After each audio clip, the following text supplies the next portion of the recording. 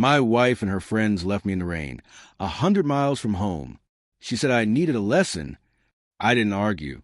I just watched them drive away, the red taillights fading into gray drizzle. Each drop of rain like a reminder of every lie I hadn't seen.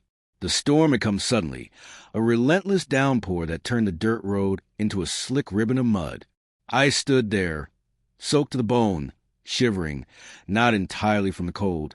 Betrayal is a different kind of chill, one that settles in your chest and doesn't fade with warmth or shelter. I thought about calling someone, anyone, but I knew there was only one person who could handle what was coming. Moments later, a black truck appeared through the curtain of rain. Its headlights cut through the gloom, steady and purposeful. My bodyguard stepped out, calm, composed, like a shadow who had always been waiting for this moment. "Get in," he said, his voice low and precise.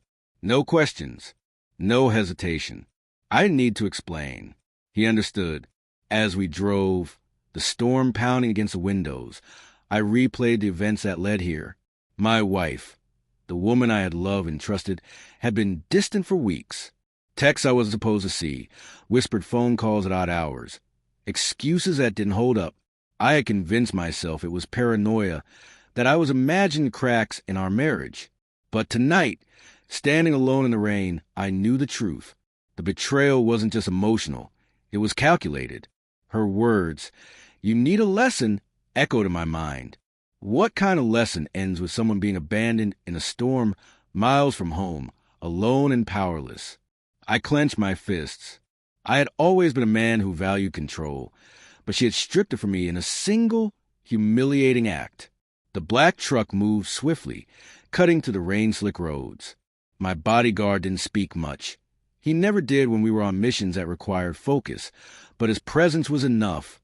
Every muscle in his body was tense, ready for any confrontation. I realized then that the power dynamic had shifted. I was no longer the helpless husband. I was a storm gathering strength, and she had lit the fuse.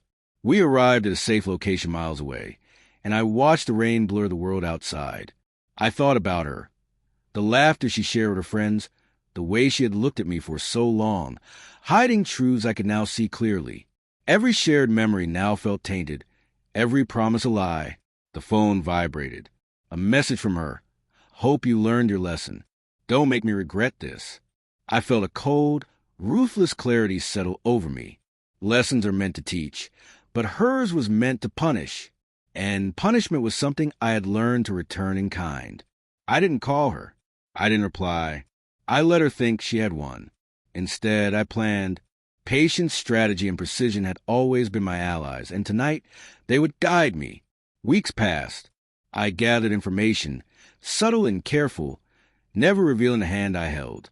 I discovered the depth of her betrayal, the secret rendezvous, the lies told to friends, to family, even to herself. The woman I had loved was living a double life, and the truth, when fully revealed, would be undeniable.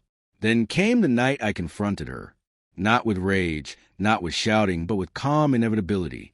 The same way she had abandoned me in the rain, I stood across from her, eyes steady, voice measured. She tried her usual deflections, her practiced smiles, but I had seen the cracks, the patterns, the undeniable evidence. "You wanted me to learn a lesson," I said quietly. "I did. I learned who you really are." The color drained from her face. In that moment, all the bravado, all the manipulation fell away. She realized she had underestimated me, that her game was over. I didn't scream. I didn't cry, though the temptation was there.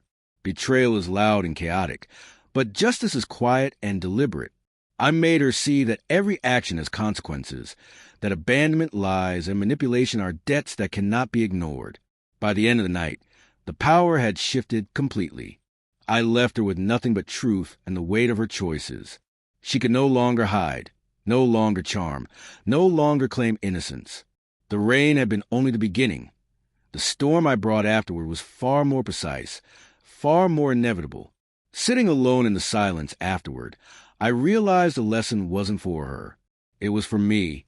The storm had stripped me down to my core, revealing what I was capable of, what patience and clarity could achieve. Betrayal had come disguised as humiliation, but it also forged a strength I hadn't known I possessed. The rain eventually stopped. The roads dried. Life moved forward, but I carried a memory with me. Always aware, always vigilant, always certain that trust is a fragile thing, and that lessons once learned leave marks that never fade. And as for her, she learned, too, not from words, not from threats, but from the quiet, unshakable power of someone who refuses to be abandoned again.